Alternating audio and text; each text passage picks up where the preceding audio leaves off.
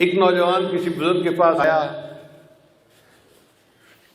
حضرت آپ فرماتے ہیں کہ غیر محرم سے نظر کو بچاؤ، اور میں کیا کروں، جوان العمر ہوں، میرے اندر جذبات کا اتنا غلبہ ہے کہ بازار سے گزرتے ہوئے غیر محرم پہ نظر پڑ ہی جاتی ہے، آپ مجھے کوئی طریقہ بتائیے کہ میں اپنی نظر کی حفاظت کیسے کروں۔ ان کا بھائی میں آپ کو بتا تو دوں گا طریقہ، لیکن آپ کو ایک کام کرنا پڑے گا۔ کون سا کام؟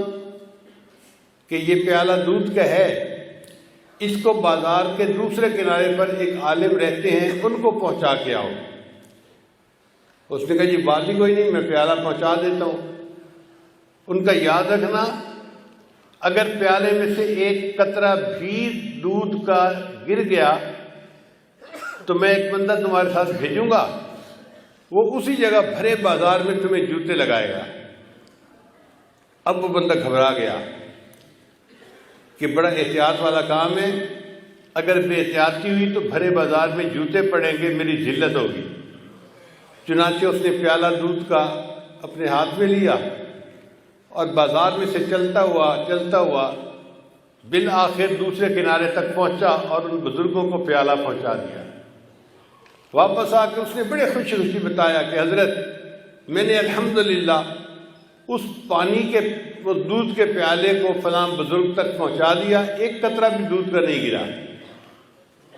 ان کا اچھا یہ بتاؤ کہ آج تم نے بد نظری کتنی کی؟ حضرت وہ جو آپ نے مشتنڈا ساتھ بھیجا تھا نا کہ یہ جوتے مارے گا، اس کا خوف اتنا تھا کہ میرا دھیان ہی عورت کی طرف نہیں گیا، میں تو پورا راستہ یہ دیکھتا رہا کہ میرے دودھ کے پیالے میں سے ایک قطرہ بھی نیچے نہ گرے۔ مجھے دودھ کے چھلک جانے کا ڈر تھا، عورت کی طرف میری نظر نہیں اٹھی۔ ان بزرگوں نے فرمایا کہ یہی راز ہے کہ جن اہل اللہ کے دل میں یہ خوف ہوتا ہے کہ میرے دل سے ایمان کا پیالہ نہ کہیں چھلک جائے، ان کی نظر غیر محرم سے بچ جاتی ہے۔ وہ سمجھتے ہیں اگر نظر پڑ گئی تو کہیں ایمان میں خلل نہ آ جائے۔